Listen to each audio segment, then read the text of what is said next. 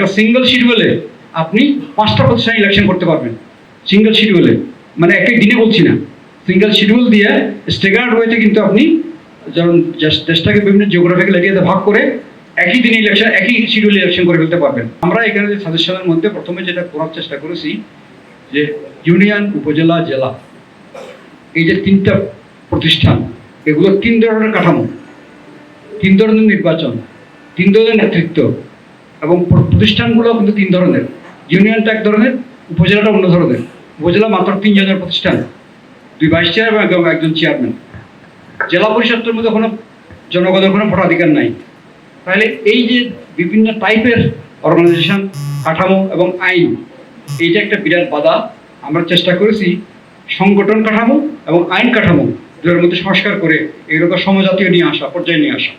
এবং সেই ক্ষেত্রে আমরা ইন্ট্রোডিউস করার চেষ্টা করেছি উপরে গণতান্ত্রিক পদ্ধতি, অনেক লং টার্ম চিন্তা করে যে অত্যন্ত মানে গ্রাসরুট লেভেল থেকে গণতান্ত্রিক পদ্ধতি কীভাবে চালু করা যায়, এবং পার্লামেন্টারি সিস্টেমের একটা প্রতিরূপ আমরা ওখানে স্থাপন করার চেষ্টা করেছি ইউনিয়ন, উপজেলা এবং জেলায়। ঠিক একই রকমভাবে একই জিনিস পৌরসভা এবং সিটি কর্পোরেশনও।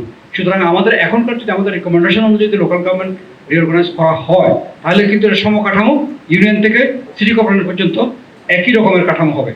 কাঠামোটা মোরলে সিমেট্রি থাকবে। আর আইনগুলোকে আমরা দেখেছি 5টা মৌলিক আইন: ইউনিয়ন পরিষদ আইন, উপজেলা পরিষদ আইন, জেলা পরিষদ আইন, পৌরসভা আইন, সিটি কর্পোরেশন আইন। এগুলো পৃথক পৃথক আইন, কিন্তু এগুলো অনেক ক্ষেত্রে কিন্তু একটা আরেকটা প্রতিরূপ অথবা সাংঘর্ষিক কোনো কোনো ক্ষেত্রে। আমরা সব আইনগুলোকে পর্যালোচনা করে একটা সিঙ্গেল অ্যাক্টের অধীনে ইউনিয়ন, উপজেলা, জেলা, পৌরসভা, সিটি সবগুলোকে নিয়ে আসছি। এখন কিন্তু 5টা মৌলিক আইন, শতাধিক অধস্তন আইন এবং হাজার হাজার সার্কুলার দিয়ে কিন্তু লোকাল গভর্নমেন্ট চলে। এই আইনটা যদি পাশ করা হয় তাহলে আইনের সংখ্যা কমে যাবে। সামান্য কয়টা 10-5টা বিধি করতে হবে খালি। এটা একটা মনে করে মৌলিক সংস্কার। এবং সেই জিনিসটার সাথে আসবে ইলেকশন। ইলেকশনটাও তখন ইজি হয়ে যাবে। একটা সিঙ্গেল শিডিউলে আপনি 5টা প্রতিষ্ঠানে ইলেকশন করতে পারবেন। সিঙ্গেল শিডিউলে, মানে একই দিনে বলছি না, সিঙ্গেল শিডিউল দিয়ে স্টেগার্ড ওয়েতে কিন্তু আপনি যেমন দেশটাকে বিভিন্ন জিওগ্রাফিক্যাল এরিয়াতে ভাগ করে একই দিনে ইলেকশন, একই শিডিউলে ইলেকশন করে ফেলতে পারবেন। এখন 5টা ইলেকশন, এর মধ্যে 3টে ইলেকশন জাতীয় নির্বাচনের মতো। ইউনিয়ন পরিষদ, উপজেলা পরিষদ, পৌরসভা ইলেকশন, এটা জাতীয় নির্বাচনে যেরকম আয়োজন হয় ঠিক একই রকমের আয়োজন হয়ে যায়। তাহলে একটা দেশে 5টা ইলেকশন, একটা গভর্নমেন্টের অধীনে 5 বছর ধরে নির্বাচন হতে থাকে। নির্বাচন মানে কিছু অস্থিরতা, কিছু অশান্তি, কিছু বিশৃঙ্খলা, এবং কিছু কর্মসময় ওখানে চলে যায় বিরাট। আমরা হিসাব করে দেখেছি প্রায় 225 দিন সময় চলে যায় এই ইলেকশনগুলো করতে গিয়ে, এবং তারপর অনেক হতাহত, জখম, বহু কিছু হয়। এই ইলেকশন সিস্টেমটাকে সিম্পল করা দরকার। যদি এই সিস্টেমে আসি আমরা, তাহলে একটা শিডিউলে 40 দিনের একটা শিডিউল দিয়েই আপনি 5 বছরের ইলেকশন করে ফেলতে পারবেন। একটা সরকার শুরুতেই এরকম নির্বাচনটা হতে হলে 5 বছর সরকার কাজ করবে, আর নতুন কোনো ইলেকশন লাগবে না। এই ইউনিয়ন পরিষদ, উপজেলা পরিষদ, জেলা পরিষদ, পৌরসভা, সিটি কর্পোরেশন, এরা সরকারের পুরো মেয়াদেই কিন্তু ওই সরকারের সাথে কাজ করতে পারবে। একটা 5-year প্ল্যান যদি বলেন, আপনি অ্যানুয়াল ডেভেলপমেন্ট প্ল্যান যদি বলেন, একটা বাজেট ইয়ার বলেন, তাহলে এগুলো সবাই একসাথে কাজ করতে পারবে, সমস্যা অনেক কমে যাবে।